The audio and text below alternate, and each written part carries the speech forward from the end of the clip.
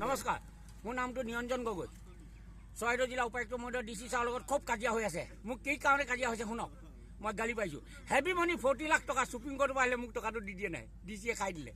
তেতিয়া মই পুলিচক কেনেকৈ গালি পাইছোঁ। পুলিচৰ ধৰা OC গোলাম মুছা, CI মাটিপেটি, SDPO ধুন্দুলিপেটি, SP ডাইলাপ, DC হকা, DCয়ে ডিচিজন লওক, SP একশ্যন লওক।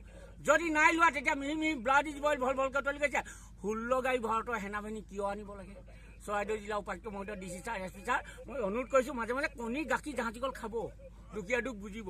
হেভি মানি 40 লাখ নিৰঞ্জন গগৈ ইমিডিয়েট দি দিয়ক, নহ'লে ধৰ্মেশ্বৰ কৈ MLA ছাৰকো কৈছোঁ, তপন গগৈ MLA ছাৰকো কৈছোঁ আৰু যোগেন মোহন ছাৰকো কৈছোঁ। নমস্কাৰ নমস্কাৰ, নিৰঞ্জন গগৈ হেভি মানি 40 লাখ টকা কাগজ পত্ৰ চাই মাউত গাঁৱত আহি মোক পে'মেণ্ট কৰিলে খুব আনন্দ পাওঁ আৰু নমস্কাৰ নমস্কাৰ নমস্কাৰ।